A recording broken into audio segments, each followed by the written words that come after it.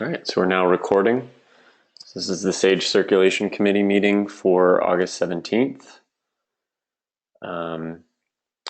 We have the attendee list right here and the agenda here as well. And these will be uploaded to sagelib.org under the circulation page after this, as well as the YouTube channel for the video so people can see our meeting.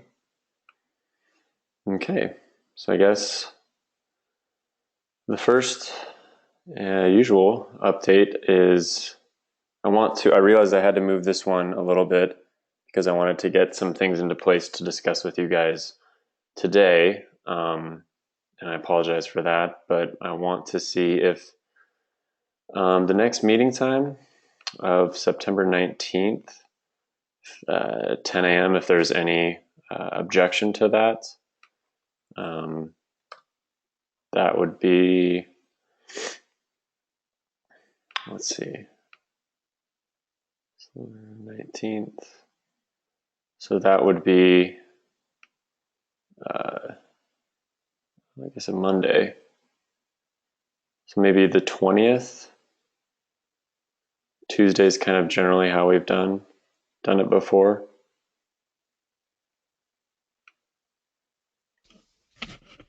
Brett, I think the Sage User Council has a meeting on the 20th. Oh, well then that would be not a good idea. Force people to change that to suit. So maybe it's just not on the date list there. Well, knowing that that is on the 20th,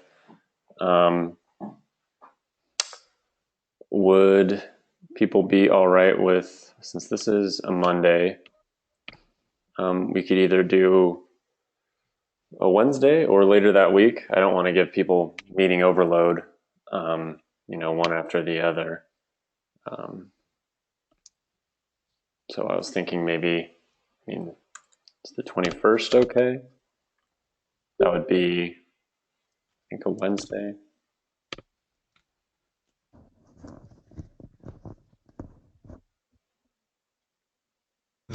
What was the 19th?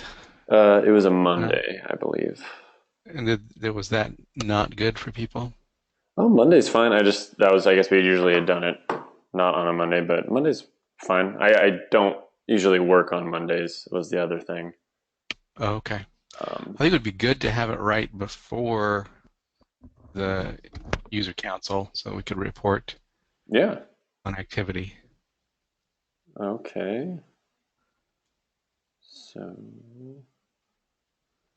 let's. Or the previous week, Thursday or Friday. Okay.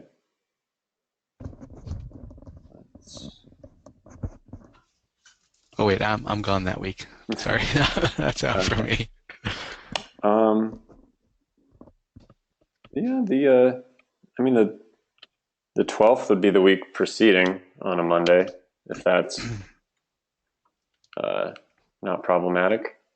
That would give us another kind of a little bit of a week buffer before the user council meeting.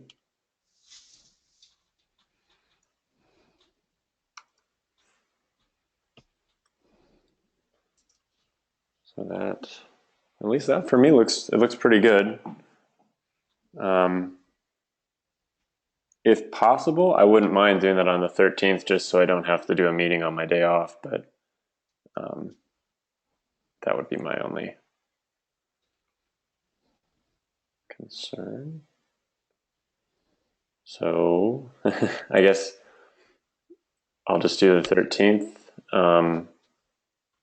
putting it out there. If anyone has any comments on that later, I guess feel free to let us know. It is not a problem to move that either, so that'll give us some time before the meeting. Okay, so that is more or less set.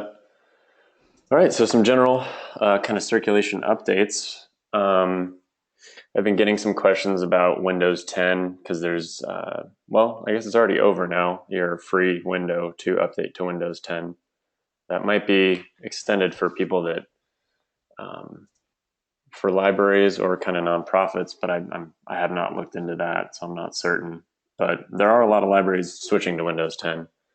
And I just wanted to let everyone here at the meeting know that I, on my home computer as well as the work laptop, use Windows 10 with Evergreen and have tested out a couple Dymo label printers, as well as some spine label printers, and receipt printers, and they've worked similarly as they had with Windows 7. I did not see any issues, so I feel pretty confident in saying upgrading to Windows 10 generally is a good idea, and it should not affect your Evergreen application at all during this process. I think the styling actually looks a little nicer, so that is not a problem if you're thinking about doing that.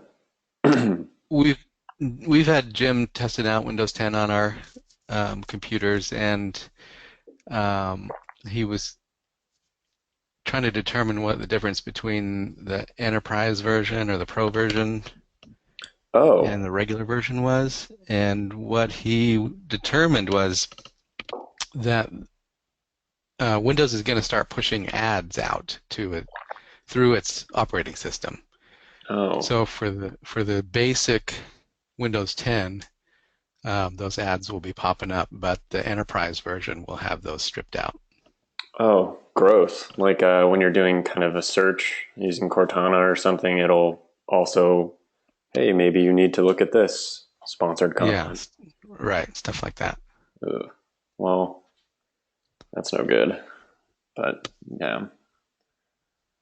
Well, then I'd recommend Enterprise Edition over that then if it's possible. I don't know what the price over that is. Free was pretty nice for me, but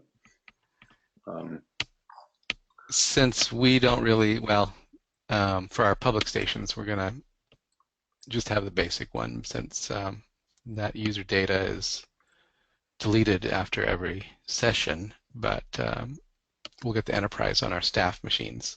Okay.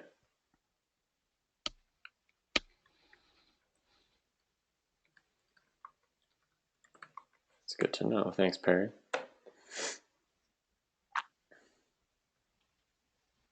Okay. All right. So, kind of as it is report season for the state reports and other people as well, I've kind of followed the lead of some other Evergreen libraries and gone ahead and started creating scripts that will auto run weekly and monthly reports for the consortium.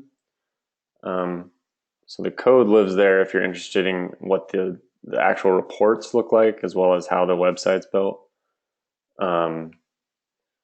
But I just wanted to show everyone this because this will be an auto thing that you never have to look at, and it's formatted in an XLSX, so a Word Excel or an Excel file. I'm just going to pop over to that. Oops, you don't want that there. And so I've already logged in, but when you do come to this screen initially, it will ask you to log in using your Evergreen credentials. So just log in using any account you have that has a staff access to it. So a patron can't log in, but any member that has circulating privileges or cataloging privileges will have no problem accessing this page. And I put it behind that wall just because nothing's really we'd have to worry too much about getting out. There's not a lot of personal information, but I just thought it'd be nice to put it behind a authentication wall. So we can kind of see, these are the ones that I've just pulled together from just looking at what people are commonly running actually in the consortium and what I'm getting asked for. So we have like a weekly holds report. You can see these are all run on the first Monday for the week prior. So, for example, the these were run for the week the 8th, which was last Monday, and then the holds reports are just run on that day. So I ran another one. These are kind of just test ones in there right now. And these monthly reports are run for the month before. So these are all on for July. And so I advise you guys to just have a look at them. Let me know what you think. These also have the option, I built it in so that when these are run automatically, you can also just be emailed the report instead of having to go to the page. So you can get, any of these that you want, or none of them, or all of them. It's just a simple one-line change for me to put you in the email list. And I'll just the one reason I also like using these is that it allows me to limit things by top 50 and top etc. That you're not allowed to do in the Evergreen Reporter. So like, for example, just the holds reports, if we looked at that, these are more or less count style reports. So you can see this weekly one, it breaks it down by library. So for example, for Perry, we could see, at Baker, he had this many staff members fulfill. There were 150 holds fulfilled from a staff station. He had, 95 holds placed by patrons. There were 79 holds placed by staff members. And staff, obviously, placed 174 holds on the shelf, which is pretty great. And I realized these are for everyone, and I tried to make sure they were ordered as best they could be. But my next step when working with this is to figure out a cleaner way to do it on a library by library basis. These were kind of reports that I figured the whole consortium would be interested in. And they're not, sensitive enough or anything that another library shouldn't be able to look at that information. So that's an option. I'm still working on building it up. And I'd love to hear comments as well.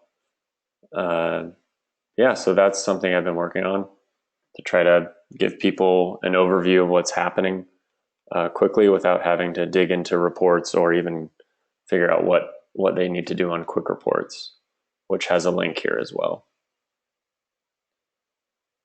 So I hope that'll be of use. The top 50 holds will always be there as well. And also pushed up to sagelib.org.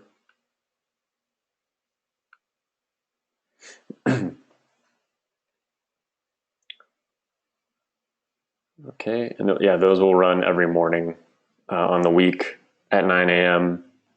through 9:15 a.m. and every month on the first Monday at 9 a.m. Okay. And then and those are also, you can download them on your phone, anything that can read an Excel file. If the report has barcodes in it, you might have to do that annoying change from scientific notation to regular numbers, which is an Excel issue. But past that, you should be able to read it just fine. And is there a link to those reports from the Sage staff? It could do what I did, like we have here. I could have a kind of Sage reports little icon that would link out similar to this, which might be helpful. Yeah, that would probably be even better than having it on the Sage webpage under the staff side. Yeah, that would be good. Yeah, I was mirroring what we did with the print notices, wherever those are where you have to, I don't know when this was built, but it's the same kind of thing. And that actually might be a good thing now that you mentioned it, Perry, to have a link here, because I feel, right. If you're on the staff client, you're probably going to be looking at those things more than when you're not. So that's a good point. Hmm. Yeah.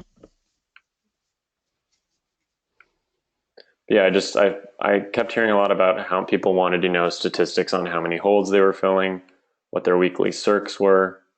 Um, and this is a clean, easy way for me to know that the report is using the correct data, and you can see exactly what I'm doing if you're so inclined in the code there. But it should be a clean, easy way for the whole consortium to see those kind of basic needs. Um, Is there a way to extrapolate? I didn't really see a count there, but how many holds expired out or were canceled? oh yeah, that would just be another report. And now that I've got the basically, you can kind of see it here. Now that I've got the templates set up that I've made, it's not a whole lot of additional work to just put in another report and make sure that um, it's set up. I just didn't want it to be like, if you could have a hold canceled report. I just didn't know if it would be too much information if it was at a consortium level. But something like a count would definitely be 100% doable. Yeah, a count might be interesting. You said counts of holds canceled, Or expired. canceled or expired.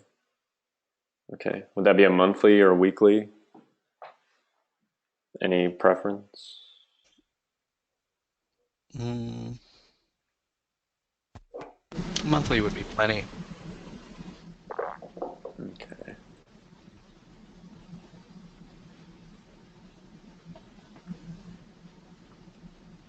Okay. All right. So thanks for letting me blab about that. That was a good idea.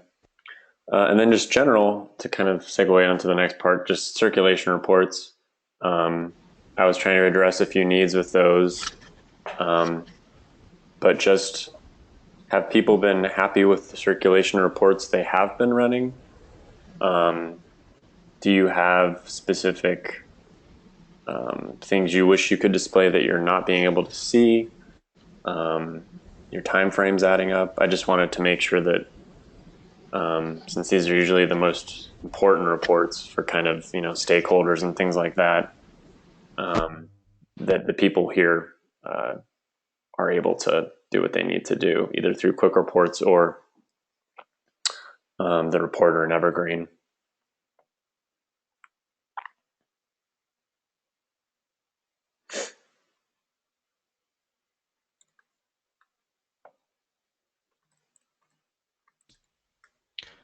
Ask me in the next meeting after we do all the stat reports. Okay. Yeah. Yeah, it is. It is that time. And I also, with those Sage reports, where was it? Sorry. I had a list of users added per month, and I did one that was also users deleted per month, but the counts were so low that I didn't know if that would be even a worthwhile thing. It was something like 6 libraries. Hood River had like 5. So that was something else I thought about, but I don't think that would be that exciting.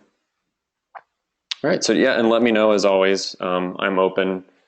I'm kind of had my head in the report clouds for a while, so any questions you have, I'll definitely be happy to field for you guys. And the other thing is, while this is the URL for that right now, I made that when I was going to have it just be a weekly thing before it turned into monthly as well. So I won't change that obviously for a while, but I just want to make sure it actually, points to what it's doing. It's more than weekly, it's monthly reports too.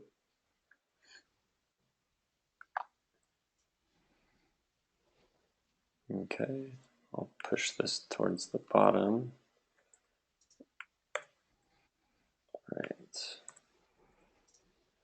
All right, and so I had to kind of moving into an open forum or forum time.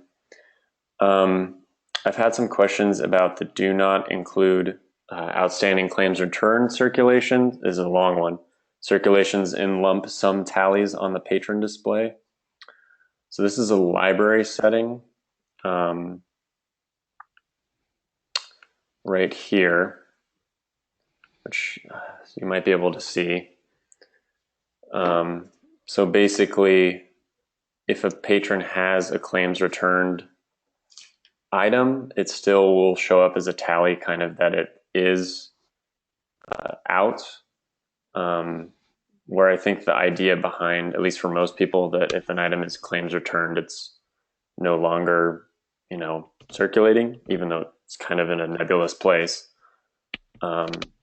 So if this was enabled I've enabled it for some libraries, but what that would do if I did set it broader or for any of your libraries is that you would not see it in this items out tally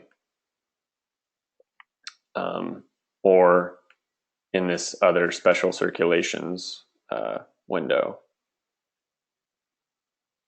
And I know, so just kind of, if that's been bothering anyone, any libraries that have dealt with some claims returned items, if that was a bother for them, that is an option. Just kind of wanted to get people's opinions on that, if it has been an issue or not with, when they're looking at a patron account.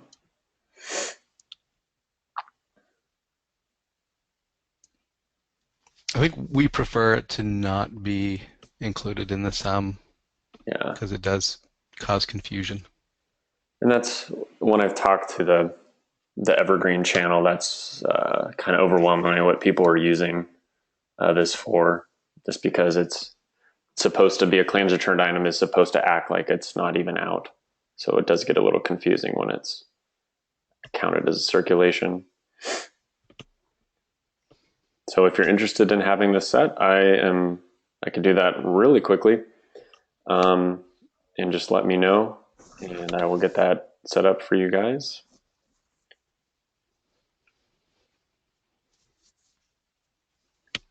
There's so many settings.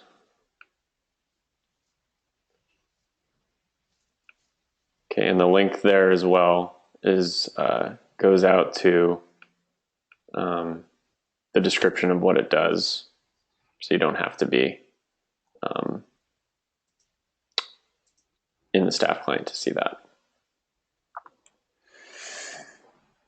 Okay, so this other issue, not really an issue, but just kind of a, oh, okay, Pendleton too. With displays that mention the publication date, and I hope we have some catalogers here that maybe can clarify for me too, but when you're searching, the publication date can pull from a couple fields, and depending on where it is looking, might get a bracket or parentheses. So like, just for example, I'll just do a really quick search for the old classic.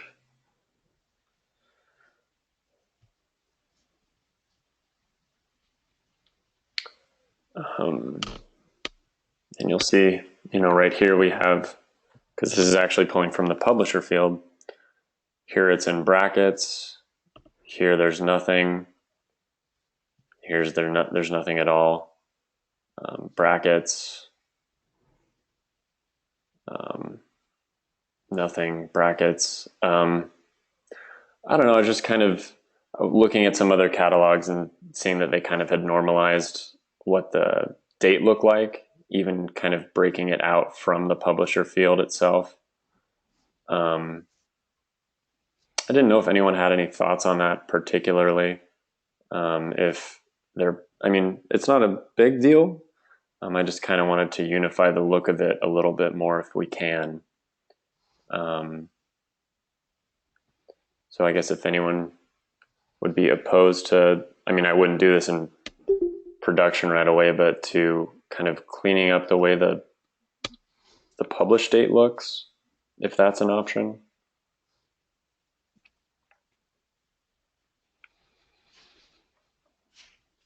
Well, the difference between the unbracketed and the bracketed is really only a concern for catalogers or Yeah. people who would know the difference, and they have other ways to determine that if they're that curious. I don't know how much that they would miss that being on the public catalog. Probably Yeah. not at all. And there's different places we can pull it from too, but yeah, I just didn't want to upset any uh, upset any people that we had that liked it that way. I mean, you can kind of see, you can get it from the 264 there. Um, yeah, it's just, I was just going to try that out and just, it's also would make um, limiting a little easier if we could kind of aggregate those years. If we wanted to put it into a kind of facet filter here by year, so it wouldn't look like 1999 bracket 1999, things like that. Yeah, that's a good idea. So I will investigate doing that. Um, yeah, we would not need to change any mark information. This would be strictly a view only look, so there'd be no records would be changed in this process.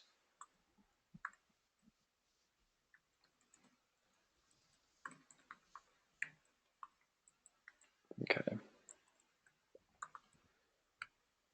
All right. And then the other thing, and this might just be my browser too, but just to make sure that the visibility of the text on the catalog um, is decent enough with everyone. I just want to make sure it's not too small, so that we have people that might have some sight issues, well, myself included, are able to read everything okay.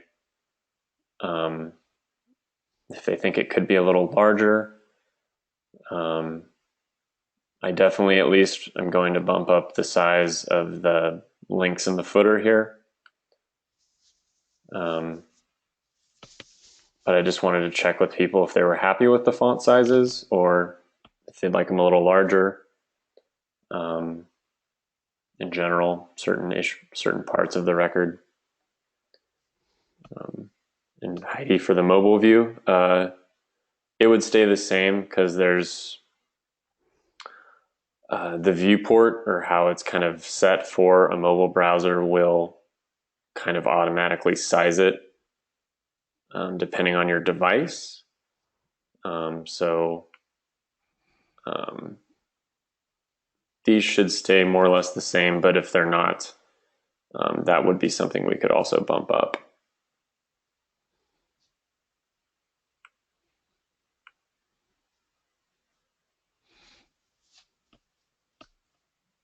I think a little bit larger would be a good idea.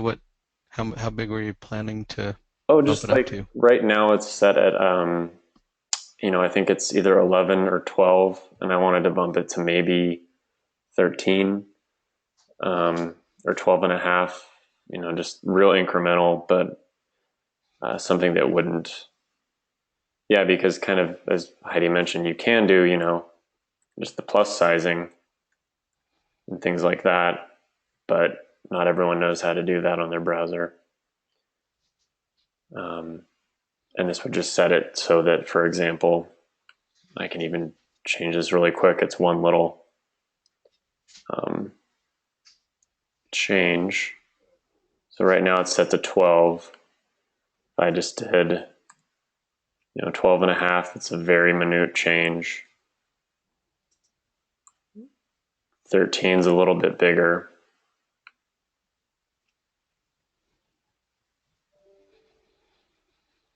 So I was thinking about maybe just a half step right now.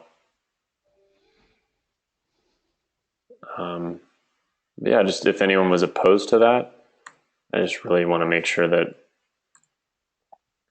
it looks how people would want it to. Okay, hear from Yeah, Maggie. that's good. Okay. All right.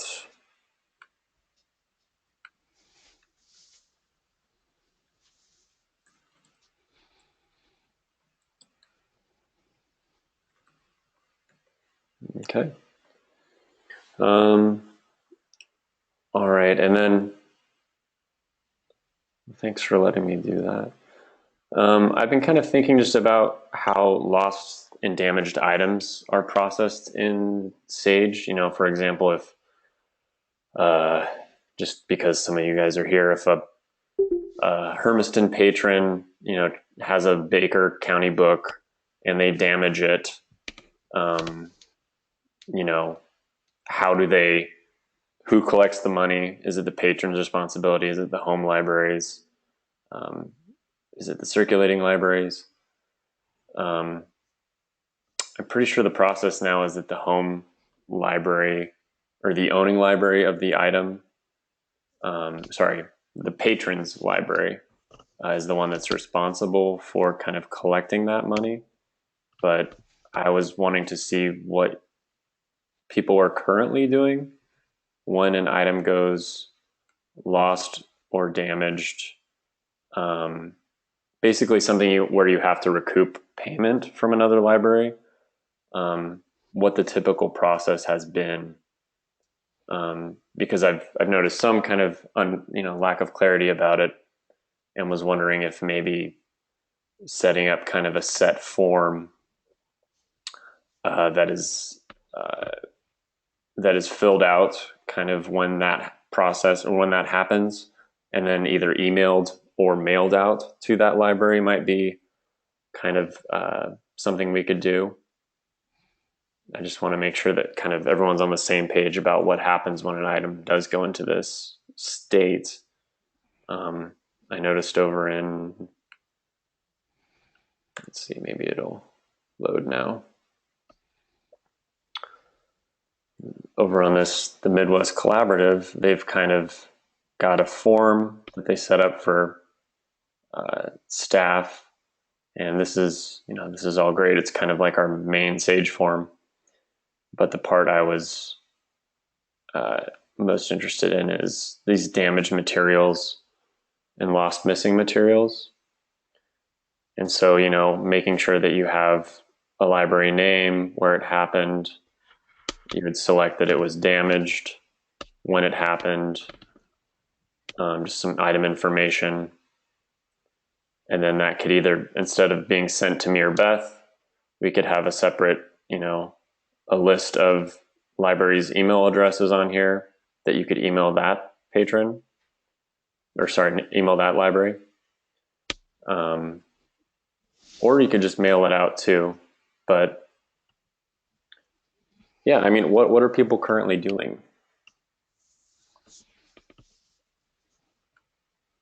Hey, this is Maura. Hi, Maura. The most the most common way this happens here is if somebody's moving and trying to get a Pendleton card and they have had lost a book, say in Hermiston, and in that case, like if they check the book out and lost it while they were a Hermiston patron, I'll encourage them to go back there and take care of it if they can. If Mm-hmm. they can't, I'll encourage them to write the check made out to Hermiston Public Library and then we'll mail it to them. That way we don't have to get a check cut by the city here if they're paying cash. Mm. Okay. If they absolutely can't do that, we'll take cash and then I usually will email the library that own the book, let them know and have the city cut a check, but that's kind of a lot of steps. It's better if they can write the check directly to the library. Okay, so you're kind of like a proxy agent for the patron to pay the Yeah, library that just owns so, it. so if they've got money there, and want to use the library, I don't want to send them away and say you have to go to wherever. Yeah, If it's an interlibrary loan, our interlibrary loan person takes care of it, and I think basically the same way. It doesn't, I don't think it happens all that often.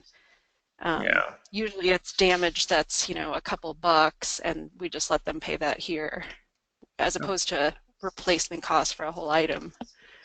Okay. But I think this form would be great because we don't keep track of our items that maybe somebody should be reimbursing us for. And that was the We just other, count on, yeah. yeah, that was the other reason I was thinking it's kind of another paper trail. Mm-hmm. So you can kind of keep a log through these forms of, oh, we had X, damaged items that we sent out, we didn't get reimbursed for, or something like that. It's just a way to track it a little easier. Right. Okay. Yeah, and also just Yeah, oops, sorry, Perry. I like the idea of the form too, because it's very inconsistent the way that it's done now, and while library districts, it's easy for us to cut a check. I think we've had that mentioned that it's a real pain for other department libraries, Yeah. county libraries, and city libraries to get reimbursement sent out. Okay. Yeah. So um, that sounds great. Sounds like people are kind of behind at least trying out a form for this so that we have a standardized way for doing it. And I was thinking that could be put up on sagelove.org. Um, and yeah, so I can go ahead and just start building the forms, but I would need obviously input from libraries about what they need to see and what information is most important um, to them. I could kind of do what, for in a sense, copying what's happening over here. Mm-hmm. Um, and that could even, Are there many, sorry? sorry, are there many libraries in the Sage system that can take like a credit card number over the phone? Because that would be another way to get, a patron here to be able to pay directly the library that owned. We can't here, but people have asked me about that. So I wondered if that's a possibility too. They, if it was a fine that was assessed in Evergreen, there is the option to use credit card payments, and a few libraries have been trialing that out. Mm-hmm. But I think it would have to be a credit card station that they have currently, that's standalone. Right. So I'm not like if aware of you, any libraries that are using okay. it, but But we can do that with okay. with our PayPal app. Okay. So that would be another good thing is to see which libraries are currently accepting payments via credit card. I know that would be something users would like to know. Mm-hmm. Okay.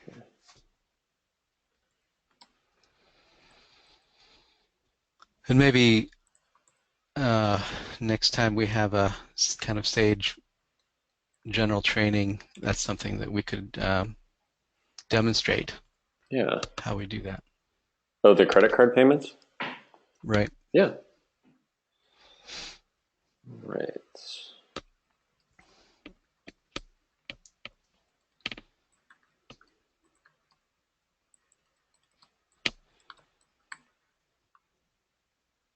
Okay. All right. And I'm also in the process, I've been looking through kind of what we currently have now that we're kind of in policy land um, of just kind of the policies. I want to beef these up. Um, I've been, just to make sure that they're updated correctly. Um, I haven't obviously been spending a whole lot of time on them, but feel free to let me know if you see any things that jump out at you. I'll be working on these kind of as I go, but I want to make sure that they're correct. And some of them have, been around for a while, but I've definitely encountered other libraries, a couple in Michigan even, that were their last updated in 1973. So hopefully we're a little bit above them.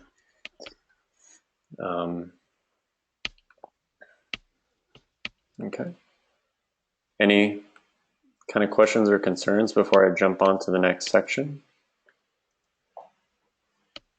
I was wondering if Buzzy has any idea, last you spoke with him, whether he would be merging Crook back with Sage or not. What do you mean merging back with? Well, Crook used to be long ago part of Sage, or at least Leo. They're part of Deschutes Public now, right? Now they're, yeah. Yeah. Yeah, I haven't talked with him too much work-related about that. But that's something I could definitely ask him. I'm also just kind of curious about what's happening over there. Okay, that's a good question. Build more Sage libraries.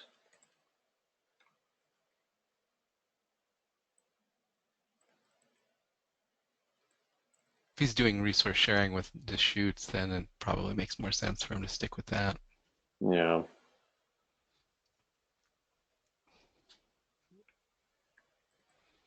Okay.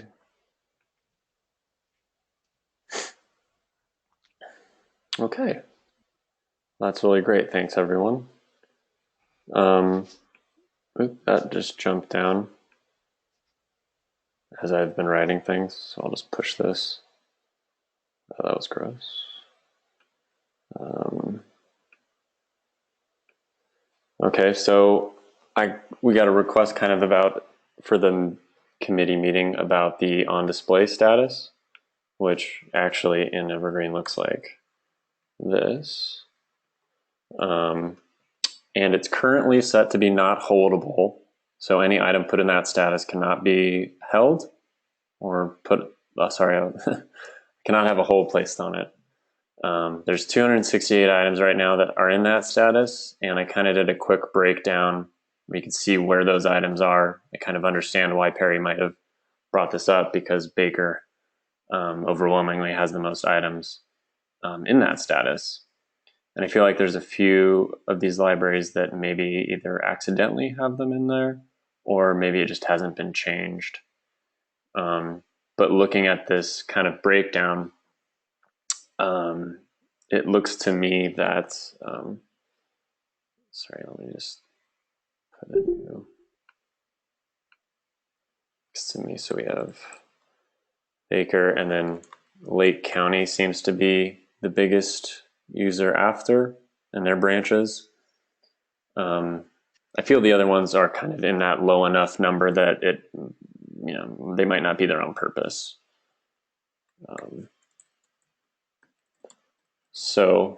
But to get back to the question, it was, I think, Perry, you're interested in making that status holdable currently? Right. Yeah. And just by the way it looks like right now, I think all we would have to do at this point is just kind of touch base with Amy over at Lake County, and just see what she felt about that. And I can see if somebody had a display case, yeah, that they wanted that to be fixed and not have the book removed from. yeah. Or maybe the hold would just linger there on it until the display was done. Yeah, and I mean, I feel like that display, those things are not super, static. They're static for a period, but then your display hopefully changes over time. So I think that would make sense, and I don't see any problem in allowing a hold to build up on an item that will someday be, that will be fillable once, it's off the display case, or in, maybe Baker's case, you guys, it's on the display, but it's also something that can be held or circulated, depending on what patrons want. Is the Ask at Desk status holdable? Ask at Desk, I don't think so. I can find out right now. I'm thinking that maybe those who do want a fixed display and not have holds put on it, maybe we could suggest that they use that instead. Yep, where was it? Ask at Desk is not holdable. They'll still be able to see it. And there is a status already called New Items Bookcase, which is holdable. Yeah, on display, that would be a quick checkbox change for that. And just the way looking at the breakdown, I don't have a problem doing that after talking with Amy. Yeah, and having Ask.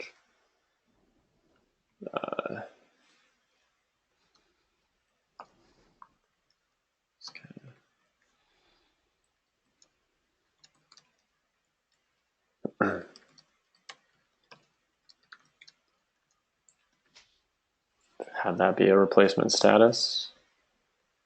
It's kind of just off the top of my head thinking about it on display.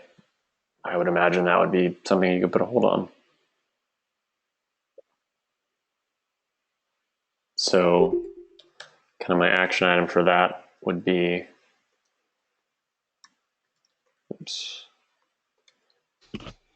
action.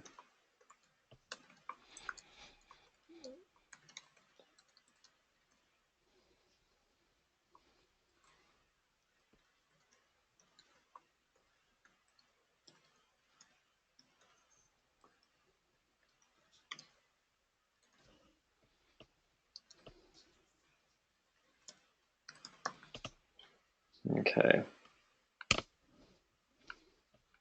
So that would be the action item for me.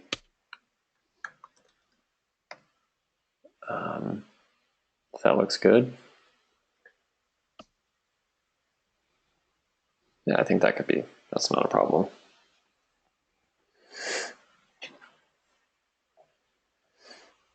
Okay. And then I do apologize. Since it's been report time, I've kind of lingered a bit on the hold feed or the hold training. It's still kind of in a stasis right now, but once this report stuff is done, I will hopefully be able to work on that a little more diligently and get that set out. Yeah. I guess the other only kind of past action item was in regards to volume holds, which we've been talking about for a while. And I think the main kind of, if I can be so bold as to kind of summarize what's happened, I think people are generally okay with volume holds being phased out for patrons. Staff obviously still being allowed to have that option. I think magazines were kind of one sticking ground for a while, but there weren't a whole lot of nays to that I remember counting. And so I guess I just wanted to ask on here, maybe this final time, do you think it would be best to ask the consortium on the listserv for opinions before making a change? Or, I mean, I don't know the power of the CERT committee. I don't think it's so overreaching, but do you think do we have the consensus to do it on our own? It's kind of what libraries would like to see. I just don't want to step on any toes.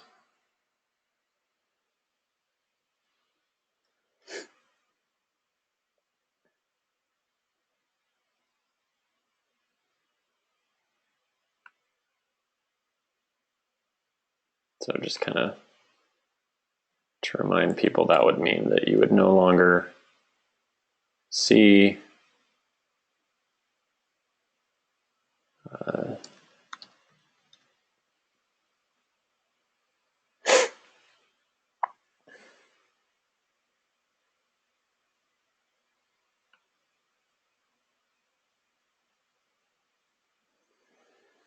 you would no longer see these as a patron. They would just have this option here. Although, if you were a staff member, you would still be able to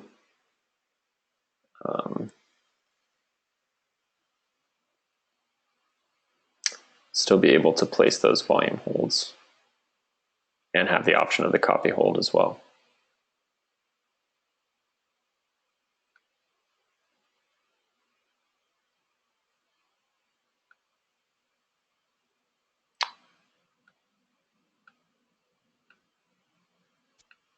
Oops.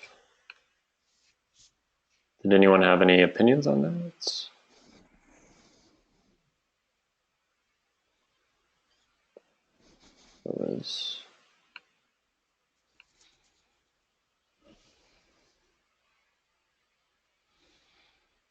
Okay. I see a message from Heidi saying you can make the change. The cataloging committee makes changes on their own.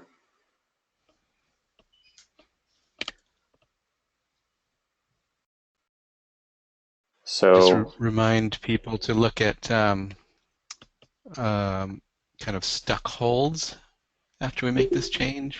Mm-hmm. That's good. That was another one I kind of wanted to add to that SAGE list, was kind of a list of holds that are never going to fill report. Actually, it's a good reminder.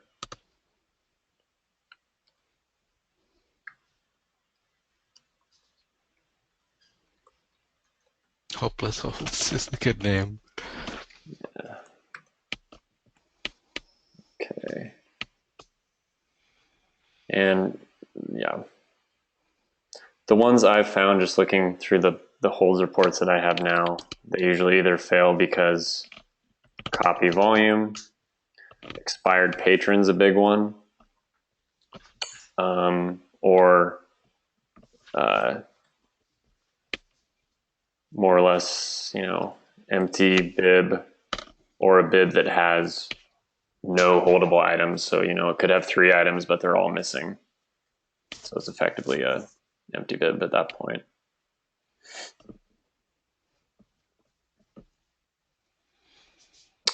So yeah, so I would think, I think definitely announcing that that's happening would be a good idea.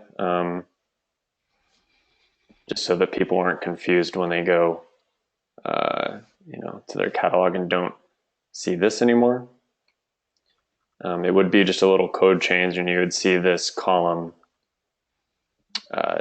disappear. It would no longer be there. And I will put it in our version tracking system, so if there is outcry, it could, it'll be a quick change back.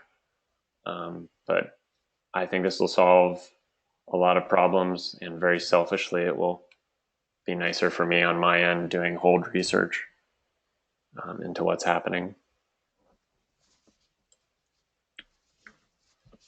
We might discover some tweaks that need to be done on the way holds are prioritized. Yeah, I agree. And I think, because didn't that, the volume holds kind of started as a way to kind of bypass the way Evergreen was at that time dealing with holds? Yeah, I think so. Kind of to make a direct way. And staff will always have that option. This will just be a patron's thing. And with this change, we also have to make sure that bibs that are using parts are set up correctly,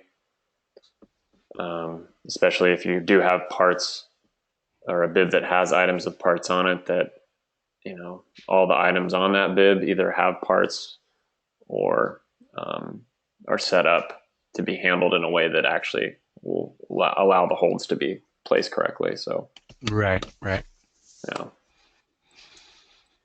Yeah, occasionally we'll have an item come in that I investigate to see whether we have a copy and why wasn't it filled by that. And sometimes um, it looks like our copy was at a branch and it wasn't, checked out at the time the hold was placed. So those kind of things might indicate a tweak need to be done. That Yeah, needs and to be done.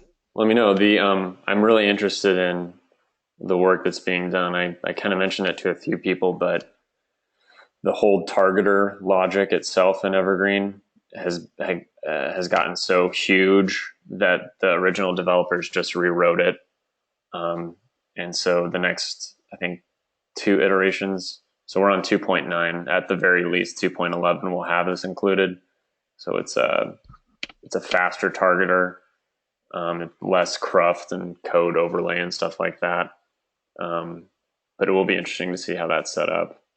Mm-hmm. And yeah, we might have to reprioritize some of the holds tables because there are a lot of if-thens that happen. All right.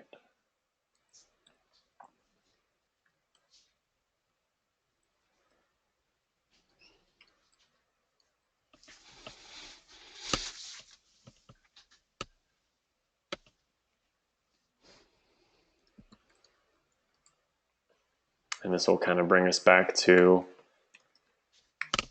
what I think most other libraries are doing with Evergreen.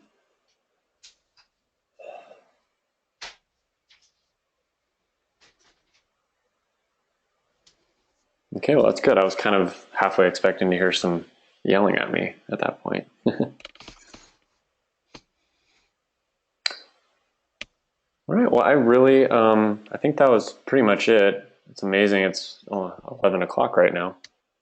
But if there's anything else that I did not mention that people wanted to discuss, but I haven't mentioned.